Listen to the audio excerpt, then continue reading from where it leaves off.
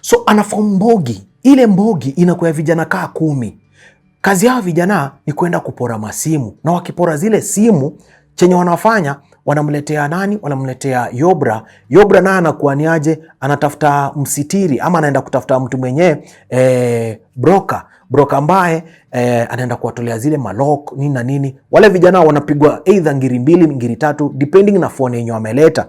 So Yobra aliwaambia ni aje, nyi phone zenye mtapata zote nyi mtakuwa mkiniletea. Unajua hii ni secret yenye Beth alikuwa anajua every secret ya bwanake. So hakuna kitu yenye siku hata moja bwanake angekam home akose kumwambia venye kunaenda. Akatengeneza ile mbugi ya vijana kaa 10. Wale vijana ikawa kwamba kila siku Yobra akawa amenunua bike ngapi? Bike 3. Na kila siku zile bike zilikuwa zinatoka zinaingia highway. Zikiingia highway, kila bike imebeba vijana wawili. Vijana wawili wamebebana nyuma na Kadere. So bike moja imebeba vijana wangapi? 3. Wawili na kuweza kuchai. Mmoja ni Kadere. Hizi ni bike 3, meaning ni vijana wangapi wametoka wameenda mboka? Ni vijana kama 9 wameenda mboka because tutakaunti mpaka Kadere. So bike moja inabeba wasee 3, bike 3 itabeba wasee 9. Wanatoka kila siku wakipewa ile bike, walikuwa naambiwa tutakupea commission, na tukikupea commission chenye unaleta tunakupea commission, at the same time tuna make sure kwamba unapata something ya kwenda nayo home. Waka agree.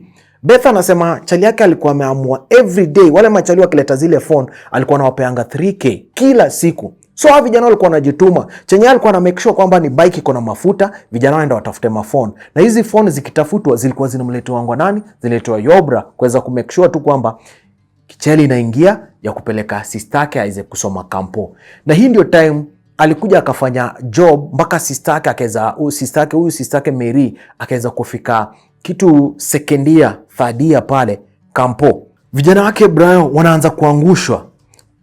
Hiyo time Mary ameweza kufika kitu second year, akiwa second year pale kampo. So vijana wa Yobra wameanza kuangusha one by one. Bike zake 2 ziliweza kushikwa na masanse.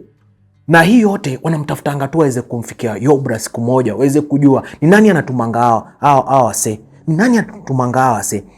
So Yobra amebakia na bike moja. Na yeye ndio mkubwa kwa ile squad yake. Yeye ndio kupea vijana kazi. Vijana wameanza kuangushwa.